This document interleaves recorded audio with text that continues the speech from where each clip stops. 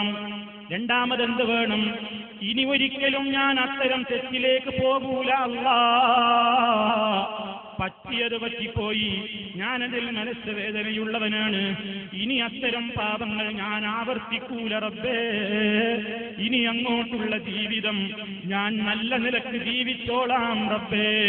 ഇങ്ങനെയുള്ള പ്രധാനപ്പെട്ട ഉപാധികൾ ശരിയായ നിലക്ക് പൂർത്തിയാക്കിയാൽ, എന്നിട്ട് അല്ലാഹുവോട് തേടിയാലാണ് അല്ലാഹു സുബ്ഹാനഹു വ തആല പാപം പൊറുക്കുന്നത്. അല്ലേ? അവിടെ എവിടെയെങ്കിലും പറഞ്ഞോ പ്രിയപ്പെട്ടവരെ, നിങ്ങളുടെ പാപം പൊറുക്കണമെങ്കിൽ നിങ്ങൾ ഈ നിബന്ധനകൾക്ക് പുറമേ നിങ്ങൾ മഹാനായ നബി സല്ലല്ലാഹു അലൈഹി വസല്ലമിനോടോ അതല്ലെങ്കിൽ മറ്റ് മരണപ്പെട്ടു പോയ മഹാന്മാരായ അമ്പിയാക്കളോടോ പറഞ്ഞാലേ ഞാൻ സ്വീകരിക്കൂ എന്ന് അല്ലാഹു തആല പറഞ്ഞിട്ടുണ്ടോ? ഉണ്ടെങ്കിൽ അത് നമ്മുടെ കുട്ടികളെ പഠിപ്പിക്കേണ്ടതുമല്ലേ? മദ്രസയിൽ തൗബയുടെ ശർത്ത് പറയുന്ന പാഠങ്ങളിലൊന്നും നബി സല്ലല്ലാഹു അലൈഹി വസല്ലമിനോട് വിളിച്ച് ആദ്യം പറയണമെന്ന് ഈ പറയുന്ന ആളുകളും പഠിപ്പിക്കുന്നില്ലല്ലോ. സമസ്തക്കാരുടെ പാഠപുസ്തകത്തിൽ തൗബക്ക് ഇങ്ങനെ ഒരു ശർത്തുണ്ടോ എന്ന് തെറ്റുകൾ ചെയ്തവരൊക്കെ അതാ മദീനയിൽ വഫാത്തായി കിടക്കുന്ന നമ്മുടെ നേതാവായ നബി സല്ലല്ലാഹു അലൈഹി വസല്ലമിനെ വിളിച്ചുകൊണ്ട് പറഞ്ഞാലേ പാപം പുറത്തു കിട്ടുകയുള്ളൂ എന്ന ഒരു നിബന്ധന തൗബയുടെ ശർത്തുകളായിക്കൊണ്ട് സമസ്തക്കാരുടെ ബുക്കിലുണ്ടോ? എന്നിട്ടോ മൗലിദിൽ ചെല്ലുകയാണ്, ഇർതകബ്തു അലൽ ഖതാ ഗൈറ ഹസ്രിൻ വഅദദ് ലക അശ്കൂ ഫീഹി യാ സയ്യിദി ഖൈറൻ നബി. ഒരുപാട് തെറ്റുകൾ ഞാൻ ചെയ്തു പോയി നബിയേ, അങ്ങയോട് ഞാൻ ആവലാതി പറയുന്നു നബിയേ എന്ന് മാത്രമല്ല, ഇപ്പോൾ ആളുകൾ പ്രസംഗിച്ചുകൊണ്ട് നടക്കുന്നു, പാപങ്ങൾ ചെയ്ത മനുഷ്യന്റെ പാപം പൊറുക്കണമെങ്കിൽ അതാ റസൂലുള്ളാഹിനെ വിളിച്ചുകൊണ്ട് തേടിക്കോ. നബി തങ്ങളെ വിളിച്ചുകൊണ്ട് പറയാതെ അല്ലാഹുവോട് പറഞ്ഞതുകൊണ്ട് പാപം പൊറുക്കൂല. അത് വളരെ നിർബന്ധമായ സംഗതിയാണ്. ആ നിലക്ക് ഖുർആൻ പറയുന്നു എന്ന അർത്ഥത്തിൽ, ആ രൂപത്തിൽ ജനങ്ങളോട് ഇന്ന് ആളുകൾ പഠിപ്പിച്ചു കൊണ്ടിരിക്കുന്നു. അത് ഇസ്ലാമികമല്ല. നബി സല്ലല്ലാഹു അലൈഹി വസല്ലമിന്റെ കാലത്ത് അവിടുത്തെ മനസ്സ് വേദനിപ്പിച്ച ഒരു സംഭവം ഉണ്ടായിരുന്നു. റസൂൽ സല്ലല്ലാഹു അലൈഹി വസല്ലമിന്റെ ഹയാത്ത് കാലത്ത്, അവിടുന്ന് ജീവിച്ചിരിക്കുന്ന കാലത്ത് അവിടുത്തെ അടുക്കൽ പോയി കേസ് കൊടുക്കുകയും വിധി തേടുകയും ചെയ്യേണ്ടതിന്റെ പകരം ചില മുനാഫിക്കുകൾ എന്ത് ചെയ്തു? റസൂൽ സല്ലല്ലാഹു അലൈഹി വസല്ലമിന്റെ അടുത്തേക്ക് പോകാതെ എതിരാളിയായ നേതാവിന്റെ അടുത്തേക്ക് ഒരു കേസിൽ വിധി തീർപ്പിന് വേണ്ടി പോവുകയാണ്. അങ്ങനെ റസൂൽ സല്ലല്ലാഹു അലൈഹി വസല്ലമിന്റെ അടുക്കൽ കേസിന് വിധി തേടി പോകാതെ റസൂലുള്ളാഹി സല്ലല്ലാഹു അലൈഹി വസല്ലമിന്റെ എതിരാളിയുടെ കോടതിയിലേക്ക് പോയപ്പോ അത് റസൂലുള്ളാഹി സല്ലല്ലാഹു അലൈഹി വസല്ലമിന്റെ മനസ്സിൽ വേദനയുണ്ടാക്കിയിട്ടുണ്ട്. ഈ പോയ മനുഷ്യന്മാരുടെ പാപങ്ങൾ ഇനി പൊറുത്ത് കിട്ടണമെങ്കിൽ അവരിനി അല്ലാഹ് പൊറുക്കണേന്ന് പറഞ്ഞതുകൊണ്ട് മാത്രം കാര്യമില്ല. അവരാ പാപം പൊറുത്ത് കിട്ടാൻ നബി തങ്ങളോട് പോയിട്ട് ആദ്യം പറയണം, റസൂലുള്ളാഹിന്റെ അടുത്തേക്ക് അവര് ചെല്ലണം. വലൗ അന്നഹും ഇല്ലമു അൻഫുസഹും ജാഊക ഫസ്തഗ്ഫിറുല്ലാഹ ഫസ്തഗ്ഫറ ലഹുമുർ റസൂൽ ലവജദുല്ലാഹ തവ്വാബർ റഹീമാ. അക്രമം പ്രവർത്തിച്ച ആളുകളെ, അക്രമം പ്രവർത്തിച്ചാരെ, അതാ ഈ കക്ഷികൾക്ക് ഇനി പാപം പുറത്ത് കിട്ടണമെങ്കിൽ അവരെ കുറിച്ച് ഖുർആൻ പറയുന്ന ഭാഗം എന്താണ്? ഇത്തരത്തിലുള്ള ഈ കക്ഷികൾക്ക് പാപം പുറത്ത് കിട്ടണമെങ്കിൽ അവരെന്ത് ചെയ്യണം? ജാഊക, അവർ നിന്റെ അടുക്കൽ വരികയും എന്നിട്ട് ഫസ്തഗ്ഫിറുല്ലാഹ, അല്ലാഹുവിനോട് അവർ പൊറുക്കലിനെ ചോദിക്കുകയും ഫസ്തഗ്ഫറ ലഹുമുർ റസൂൽ, റസൂലും അവർക്ക് വേണ്ടി അല്ലാഹുവോട് പൊറുക്കലിനെ ചോദിക്കുകയും ചെയ്താൽ ലവജദുല്ലാഹ തവ്വാബർ റഹീമാ, പാപം പൊറുക്കുന്നവനും തൗബ സ്വീകരിക്കുന്നവനും കരുണ ചെയ്യുന്നവനുമായി കൊണ്ട് അല്ലാഹുവിനെ അവർക്ക് കണ്ടെത്തുക തന്നെ ചെയ്യാം. ഈ ആശയം വിശുദ്ധ ഖുർആൻ പറയുന്നു.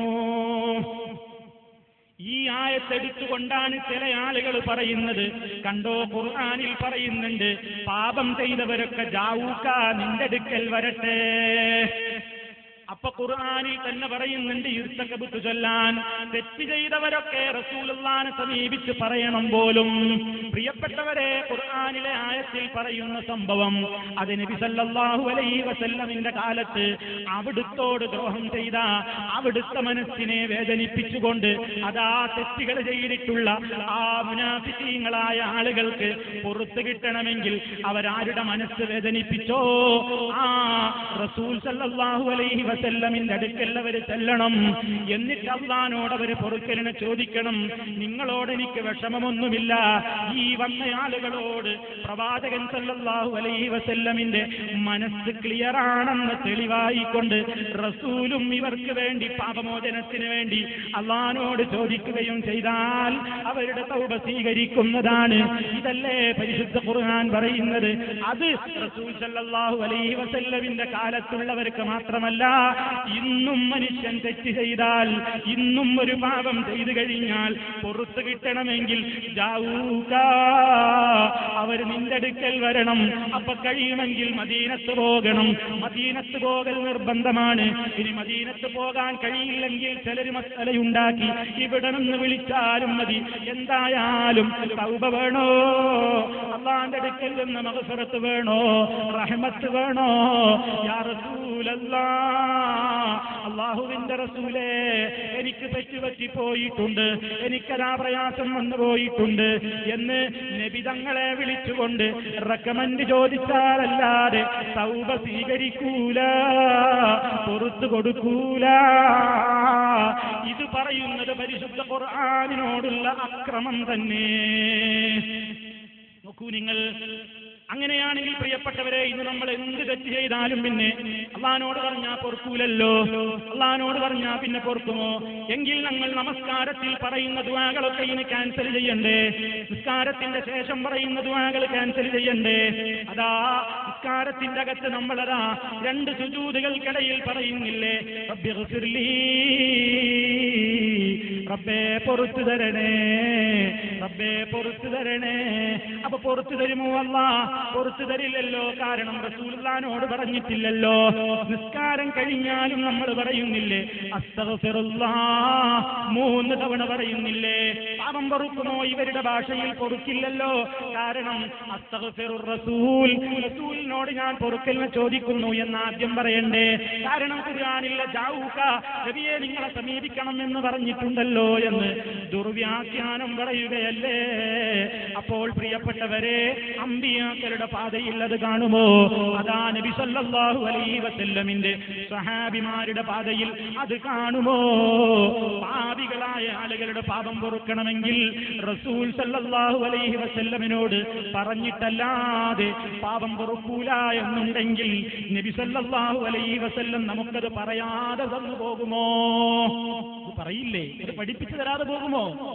അതാ അബൂബക്കർ സിദ്ദീഖ് റളിയല്ലാഹു അൻഹു റസൂലുള്ളാഹിനോട് ഒരിക്കൽ ചോദിക്കുകയാണ്, അല്ലാഹുവിന്റെ റസൂലേ, അല്ലിംനി ദുആഅൻ, അല്ലിംനി ദുആഅൻ, എനിക്കൊരു ദുആ പഠിപ്പിച്ചു തരൂ നബിയേ.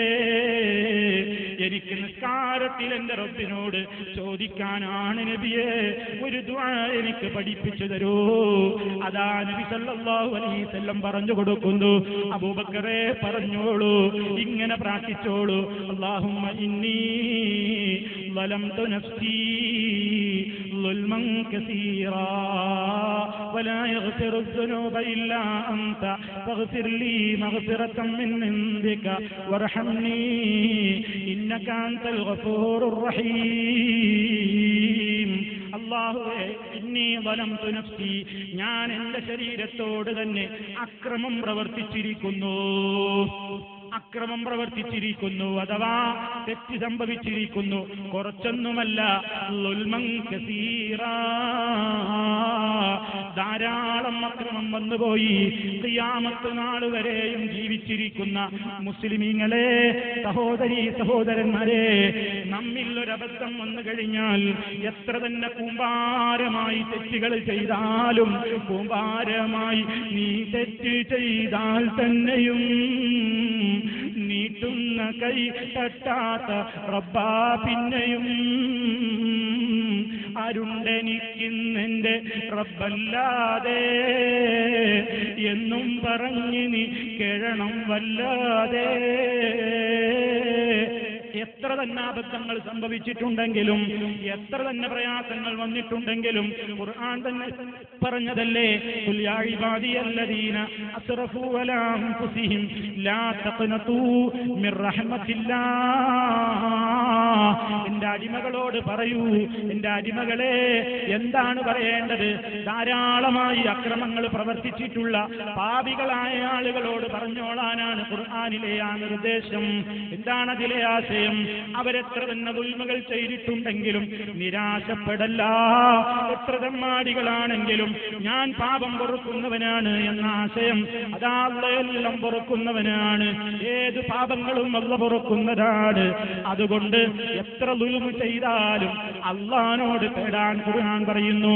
അതാണ് ഈ പ്രാർത്ഥനയുടെയും പ്രമേയം. അതാണ്, അല്ലാഹുവേ, ഞാൻ എന്നോട് തന്നെ ഒരുപാട് അക്രമം പ്രവർത്തിച്ചവനാണ്, എന്റെ പാപങ്ങൾ നീ പൊറുത്തു തരേണമേ, നീ എന്നോട് കരുണ ചെയ്യണേ. കാരണം പാപം പൊറുക്കുന്നവൻ നീയല്ലാതെ മറ്റാരുമില്ല, നീയാണെല്ലാം പൊറുക്കുന്നവൻ, നീയാണ് ഏറ്റവും വലിയ കരുണ ചെയ്യുന്നത് എന്നിങ്ങനെ അല്ലാഹുവോട് ചോദിക്കാൻ അബൂബക്കർ സിദ്ദീഖ് റളിയല്ലാഹു അൻഹു അടക്കമുള്ള ലോക മുസ്ലിമീങ്ങളോട് അതാ അല്ലാഹുവിന്റെ റസൂല് കൽപ്പിക്കുന്നു. ദുൽമ ചെയ്ത മനുഷ്യന്മാരൊക്കെ, അക്രമം ചെയ്തവരൊക്കെ, ആ അക്രമം പൊറുക്കപ്പെടണമെങ്കിൽ, പാപം പൊറുക്കണമെങ്കിൽ റസൂൽ സല്ലല്ലാഹു അലൈഹി വസല്ലമിന്റെ അടുത്ത് പോകണം എന്നുണ്ടെങ്കിൽ നബി സല്ലല്ലാഹു അലൈഹി വസല്ലം ഈ പ്രാർത്ഥന പഠിപ്പിച്ചു കൊടുക്കുമ്പോ അതും കൂടെ പഠിപ്പിച്ചു കൊടുക്കാതെ വിട്ടുപോകുമോ? ഇല്ലല്ലോ. ഇനിയും നിങ്ങൾ നോക്കൂ, നമ്മളതാ നമസ്കാരത്തില്ലതാ കുറേ ദുആകൾ ചെയ്യുന്നു, അല്ലാഹുവോട് പൊറുക്കലിനെ ചോദിക്കുന്നില്ലേ? അല്ലാഹുമ്മ ഗ്ഫിർലി മാ ഖദ്ദം وما أخرت وما سررت وما أعلنت وما أسرفت وما أنت أعلم به مني എന്നിങ്ങനെ ഇസ്തിഗ്ഫാറിനെ തേടുകയാണ്, പാപമോചനത്തിന് വേണ്ടി തേടുകയാണ്. അവിടെയും അല്ലാഹുവോടല്ലേ തേടുന്നത്?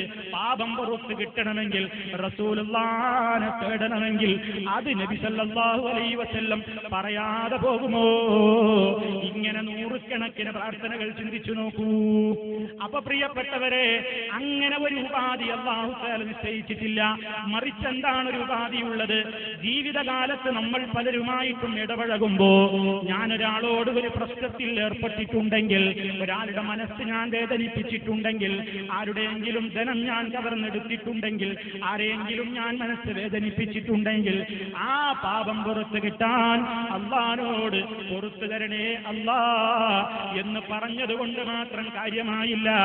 ഈ വേദനിച്ച മനസ്സാരാണെങ്കിൽ ആ മനുഷ്യൻ ജീവിച്ചിരിക്കുന്നുണ്ടെങ്കിൽ അയാളോട് പോയിട്ട് പൊരുത്തപ്പെടിയിക്കണം. നിങ്ങൾ എന്നോട് പൊറുക്കണം, ഞാൻ നിങ്ങളോട് എന്തൊക്കെയോ പറഞ്ഞിട്ടുണ്ട്, നിങ്ങളെപ്പറ്റി ഞാൻ പലതും പറഞ്ഞിട്ടുണ്ട്, നിങ്ങൾക്ക് മനസ്സിന് വേദനിച്ചിട്ടുണ്ടാകും, വേദന മാറിയിട്ട് എന്നോട് സന്തോഷം തോന്നണേ എന്ന് പറഞ്ഞുകൊണ്ട് ആ മനുഷ്യനോട് പോയിട്ട് പൊരുത്തപ്പെടിച്ചുകൊണ്ട് അല്ലാഹുവോട് തൗബ ചെയ്യുമ്പോഴാണ് ആ തൗബ ക്ലിയർ ആകുന്നത് എന്ന കാര്യം കൂടി ഇസ്ലാം ഇതേ സംഭവത്തിന്റെ വെളിച്ചത്തിൽ പഠിപ്പിച്ചു തരുന്നു.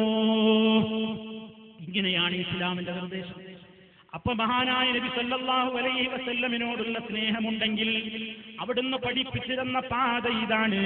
നബി സല്ലല്ലാഹു അലൈഹി വസല്ലം നിങ്ങളുടെ കണ്ണിൽ ഒരു സാധാരണ മുഹമ്മദല്ലേ എന്നതാ പരിഹസിക്കാറില്ലേ, ആരോപണം പറയാറില്ലേ?